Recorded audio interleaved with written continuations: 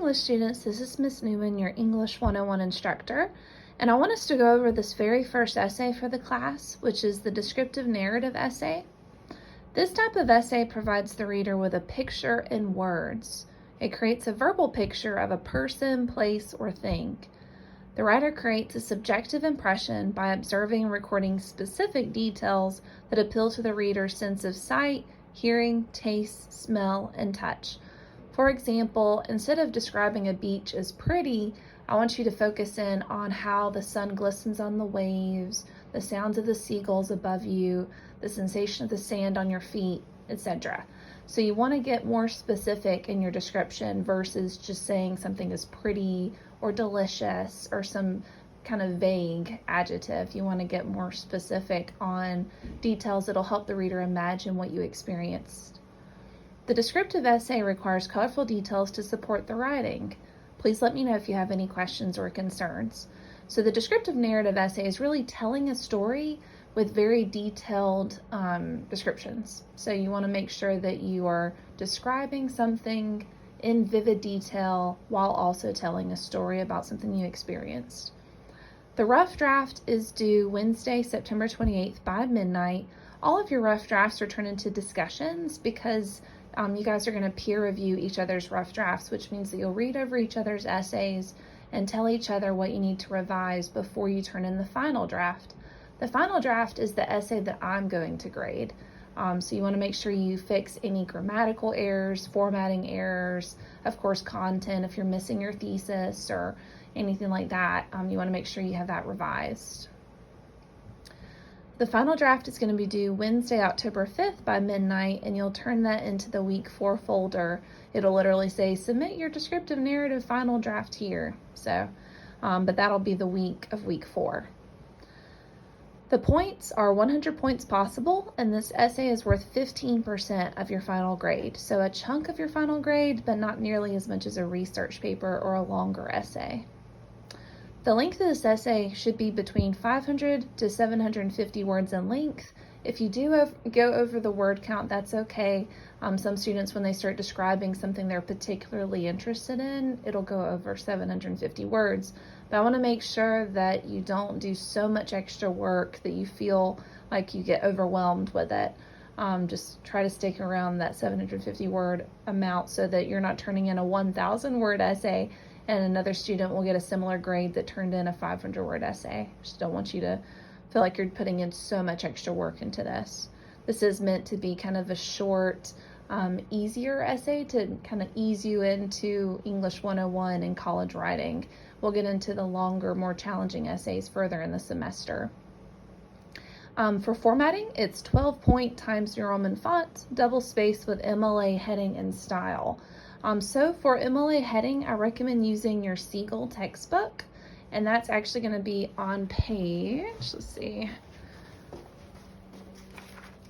you look, the Green Siegel book has it on page 192, and this is going to be your best example, page 192. I'll give you a second to take a look at that. Notice the font is 12-point Times New Roman, with the heading at the top having your name, my name, the class, and then the date.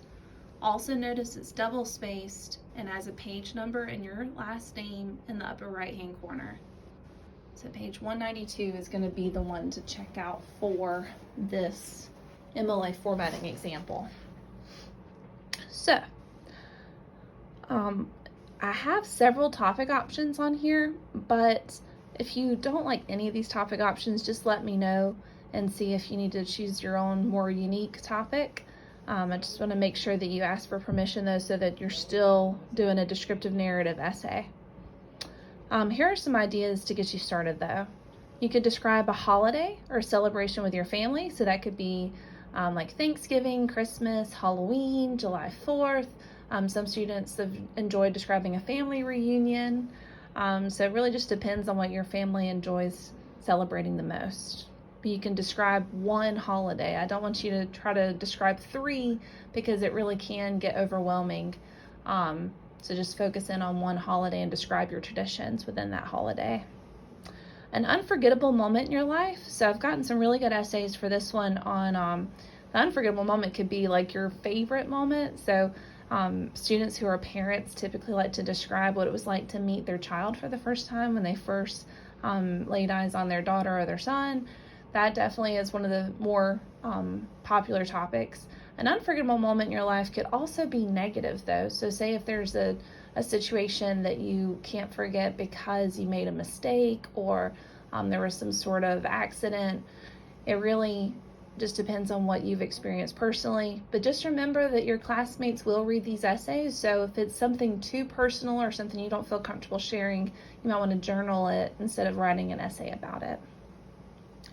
A fun vacation that you have taken in real life or in your dreams. So you could describe a vacation you took on a cruise or to Florida, or some students have gone on mission trips and traveled internationally. It really just depends on the vacations you've been on, and pick one of your favorite vacations. Just like the holiday, you just want to focus in on one so that you don't get overwhelmed with information, because if you're trying to describe several vacations, it can be to the point where you're writing a 1,500-word essay, and I don't want you to do all that extra work.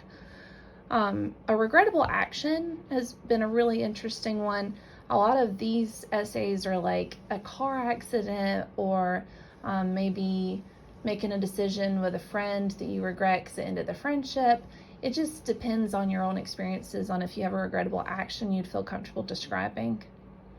A fun night at the movies is a lighthearted topic. Typically, students like to describe the smell of the popcorn, the taste of the candy that they got from concessions, the movie they watched, the sensations that you felt while watching a movie. So if it's a scary movie, I know Halloween's coming up, so if it's a scary movie, you could describe what it was like to have the jump scares and your friends' reactions to the scary movie, and if someone was cowering in the corner because they didn't want to look and see what happened when the murderer killed so-and-so.